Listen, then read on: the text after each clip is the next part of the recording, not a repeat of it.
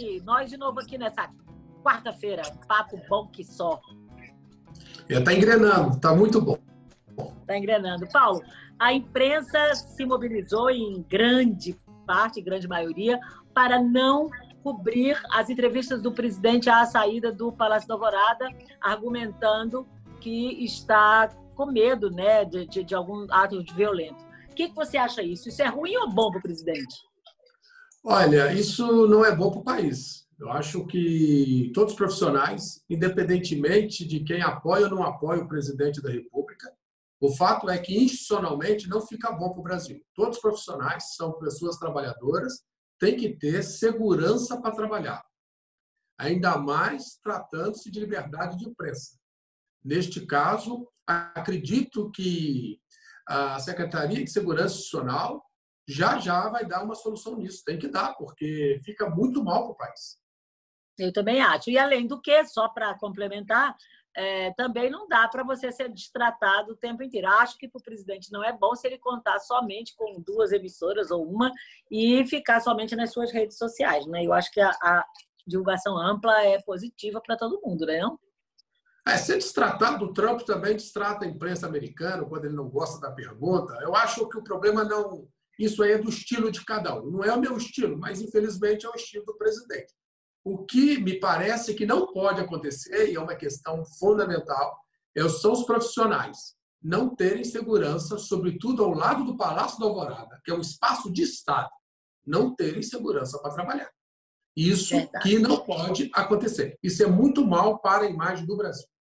E, por falar em imagem do Brasil, a reunião ministerial foi ruim para a imagem do Brasil, do ministro do Meio Ambiente, do ministro da Educação, de todo mundo. E aí, compromete o presidente efetivamente essa reunião, esse vídeo? Primeiro, eu vou dar minha opinião. Acho que o vídeo não seria divulgado na íntegra. Acho que o vídeo, a sensação que eu tenho, que o vídeo, no primeiro momento, a ideia era só divulgar as partes que realmente têm a ver com a investigação relacionada à influência na Polícia Federal. O vídeo só acabou sendo divulgado na íntegra pelo ministro Celso de Mello por conta ali daquelas falas do ministro Van Traub, dizendo que todos os ministros do Supremo teriam que ser presos imediatamente. Acho que ali o ministro Celso de Mello resolveu dar publicidade a todo o vídeo, embora ele não coloque isso no despacho. Para quê? Para, de certa maneira, que a sociedade soubesse o que está acontecendo e tentasse proteger a instituição Supremo Tribunal Federal. Agora, e o Supremo, a nota do Supremo, você pode comentar também? O Supremo não divulgou nota, né? Quem divulgou a nota foi o general Heleno, a respeito do pedido que foi feito pelo PDT no processo que investiga essa suposta influência na Polícia Federal, para que o celular do presidente fosse apreendido. O ministro Celso de Mello não decidiu apreender, apenas remeteu para a Procuradoria-Geral da República.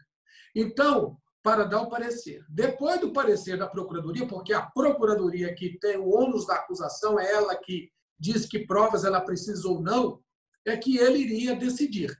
Mas me parece o seguinte, o simples fato do ministro ter remetido o pedido à Procuradoria, porque ele poderia simplesmente, no primeiro momento, não dar sequência ao pedido, indeferir o pedido. Não é? Mas o fato do ministro ter dado sequência causou esse mal-estar no Palácio. Acho que a nota do general Heleno, de certa maneira, foi uma nota muito forte, fala claramente em risco de instabilidade institucional e acredito que, voltando para o ministro Celso de Mello, não vejo que a Procuradoria vai concordar com esse pedido, acho que a Procuradoria vai pedir que esse pedido seja arquivado, solicitar que esse pedido seja arquivado, e vejo, com grande probabilidade, o ministro Celso de Mello não deferir esse pedido.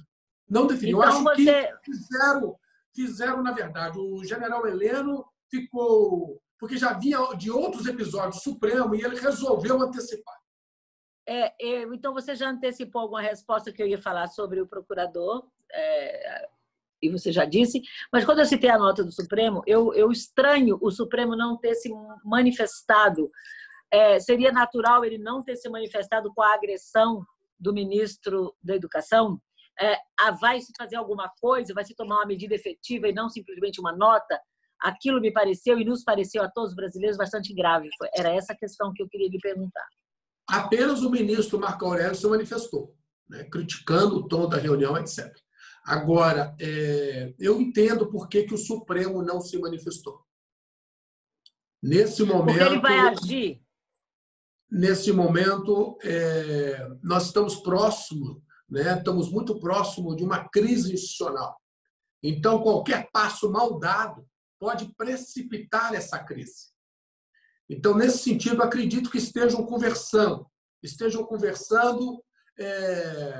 no chamado diálogo institucional. Alguma coisa está sendo feita. O Supremo não gostou, evidentemente, o ministro Celso de Mello fala isso no seu despacho. Evidente que nenhum ministro supremo vai gostar de dizer: você tem que ser preso, todo mundo aqui vai ter que ser preso. Agora assim como o brasileiro também não gostou da fala do ministro do Meio Ambiente, né? Foi uma série de deslizes ali, de erros bravos. O bloco dos apoiadores do presidente Bolsonaro, que ficam nas mídias sociais, esses gostaram. Esses gostaram. Agora, nós temos aí, hoje o Brasil está muito dividido. Nós estamos vivendo um clima de fla-flu muito grande, isso é ruim. Aí perguntam para mim o seguinte: se essa estratégia é inteligente. Você veja que, após a reunião, a gente vê que quem apoia o governo Bolsonaro, com a divulgação do vídeo, ficou ainda mais forte esse apoio ao presidente Bolsonaro. E quem não apoia, ficou mais radical no não apoio. Então, você tem no Brasil hoje o que é a aposta da comunicação do presidente Bolsonaro. E isso ele faz muito bem e faz com muita eficiência. Ele está tratando dos eleitores dele. Os 30% dos eleitores dele, ele está pegando e está dizendo. Agora, eu pergunto, essa estratégia é boa para o país?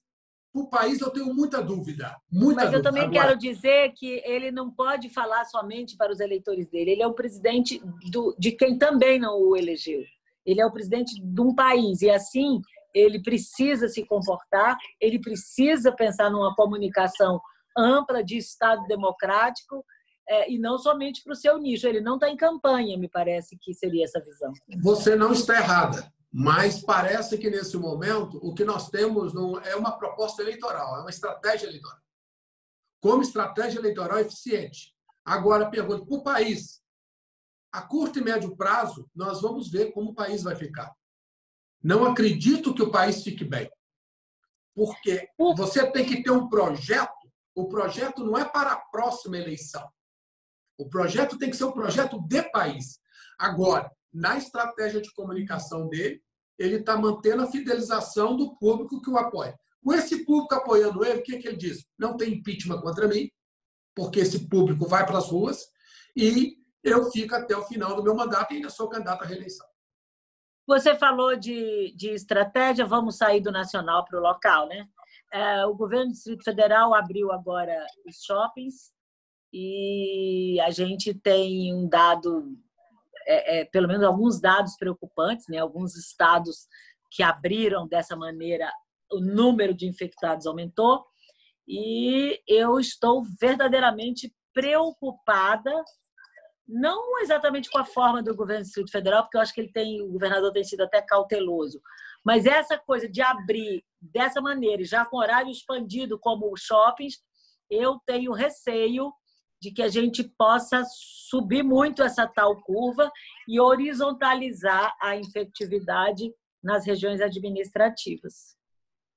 Olha, isso infelizmente tem acontecido em Santa Catarina. Os dados demonstram que após a abertura do comércio em Santa Catarina, o número de infectados subiu 5 vezes. Sim. Isso não é bom. Então, você vai ter, com a abertura, você vai ter um aumento do número de infectados. Isso a própria ciência diz, o próprio Ministério da Saúde diz, todo mundo diz isso. A questão é, você tem que abrir em algum momento. O momento certo, ninguém vai saber. Agora, você tem que estar disposto a recuar, igual o governo português disse, o governo italiano disse, olha, eu estou abrindo, mas recuo a qualquer momento. Posso recuar a qualquer momento.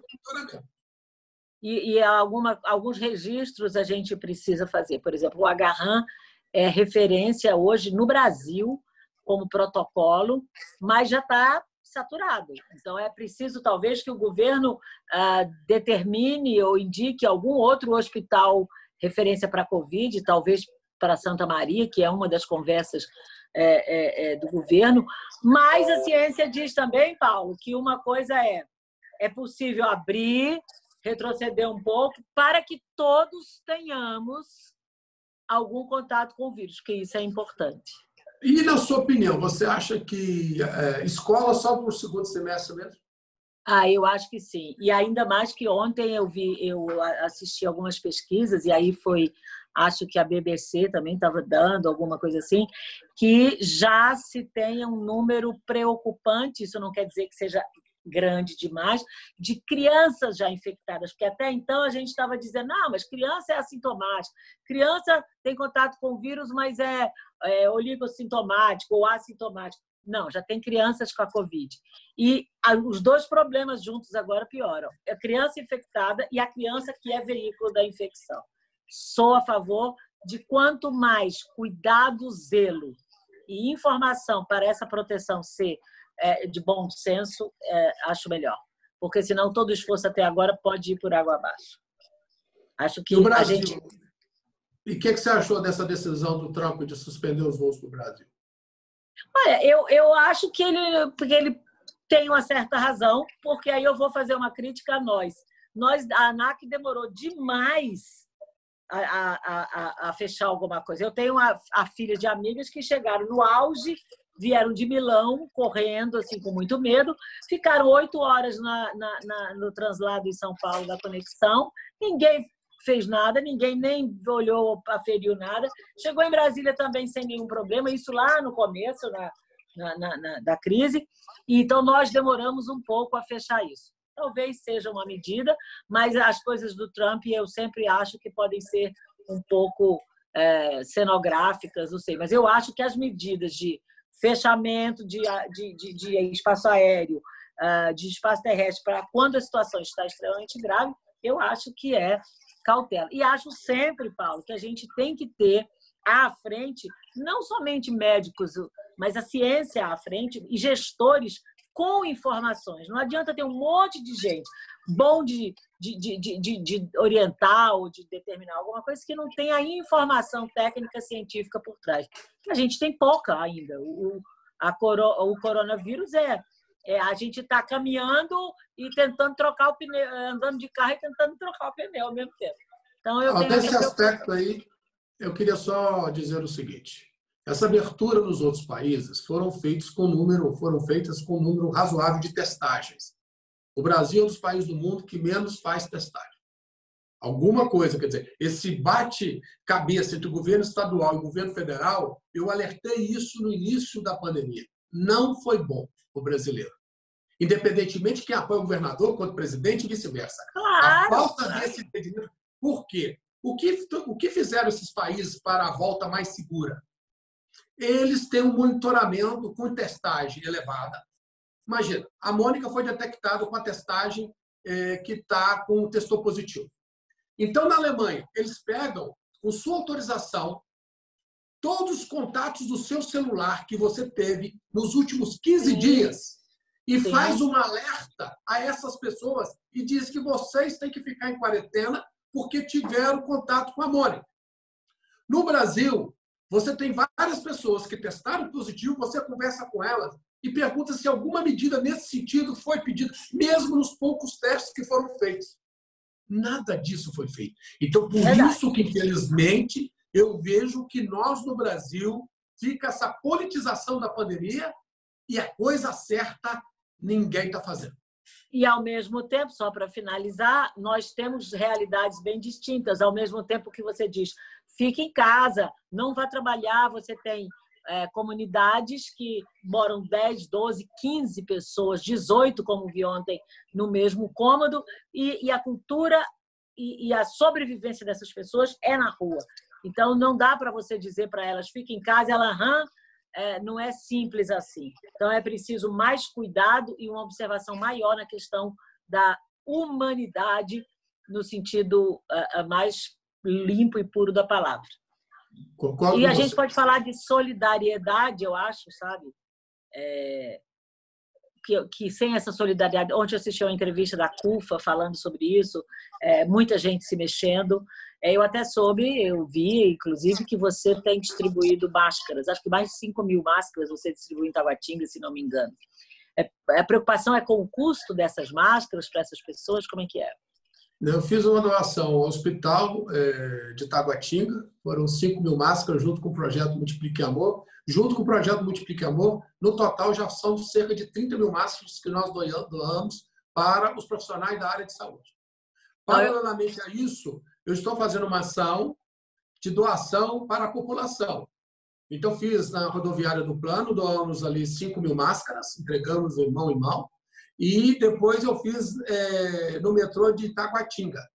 Agora também eu estou fazendo para ações de Ceilândia, ações da CUFA, né? Estou também fazendo. E eu quero ação de dizer massa aqui, aproveitar esse momento e agradecer a você, a Associação Médica de Brasília, a quem eu presto uma assessoria, vai fazer nessa sexta-feira, 29, uma live solidária transmitida da Arena da Associação, que é um lugar lindíssimo, com 4 músicos de relevância, Bonfim Neto, cover do Elvis, vai entrar com a moto igual a do Elvis, Di Ribeiro, o Felipe Seabra da Plebe Rude, Pedro Paulo e Mateus. Então vai ser uma live maravilhosa, com um grande cenário, e com o objetivo de doar, de receber doações em espécie para compra de equipamentos individuais para médicos, que nós temos um número grande e o risco muito grande de infecção de médicos que estão na linha de frente.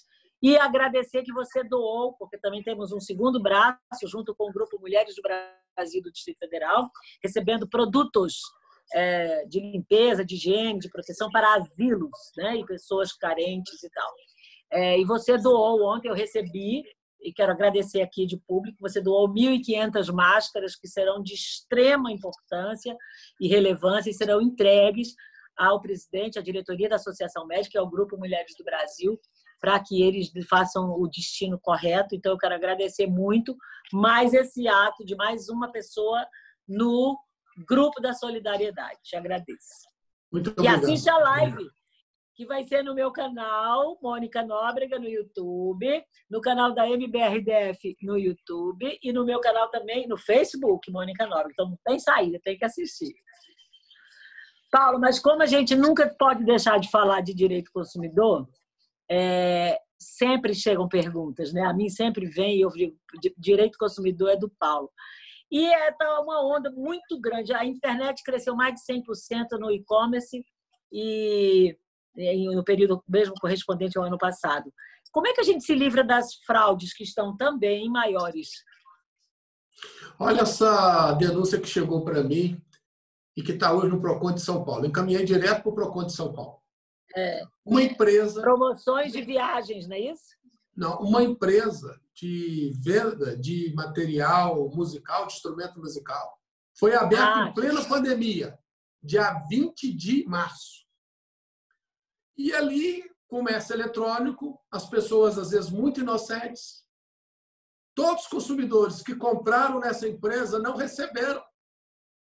E depois não conseguem mais falar. Casos de consumidores que pagaram à vista aparelhos, instrumentos de 5, 6 mil reais e não receberam. Então, veja, dali o seguinte, é caso de polícia, porque isso é crime contra as relações de consumo. E esse consegue achar? Consegue achar? Essas pessoas sabem se esconder. Esse é o problema da venda pela internet. Olha lá, você não acha um telefone para contato, não acha o endereço da empresa. Por isso aqui o principal alerta. Eu tive isso também. Principal alerta para o consumidor. Como comprar pela internet? Primeiro, você tem muito barato que sai muito caro na internet. Esse ditado continua valendo. Então, viu? Não sai comprando. Primeira coisa, pesquise sobre o site. Como é que você pesquisa sobre o site? Você tem um Reclame Aqui, cita o nome da empresa lá no Reclame Aqui. Se tiver alguma coisa lá contra essa empresa, sem solução, já é problemático. Entre no site do Procon de São Paulo, que tem lá a lista negra dos sites que enganam consumidores. E tem lá também sites que têm boa nota na relação com os consumidores. Isso. Não compre de site que você não conheça. Por quê? Você poderia comprar se eles fizessem um pacto contigo, mas eles não fazem esse pacto. Você só paga depois de entregar. Ou Então, a fatura no cartão só entra, você pode fazer a fatura programada no cartão só para depois que você receber. É isso que poderia estar acontecendo. Tem que fazer valer com as administradoras de cartão de crédito. Mas não nunca foi feito isso. E os consumidores ficam muito vulneráveis. Então, como não fazem isso, você tem que pagar antecipado na maioria das vezes. Então, você tem que confiar muito nesse site. Ele tem que ter uma tradição. Então, não sai por aí comprando. O meu caso foi da China e mandou uma mensagem: olha, nosso produto vai demorar, quer um similar ou quer o dinheiro? Eu falei: eu quero o dinheiro. E nunca veio. Mas nesse site foi assim, coisa de R$40.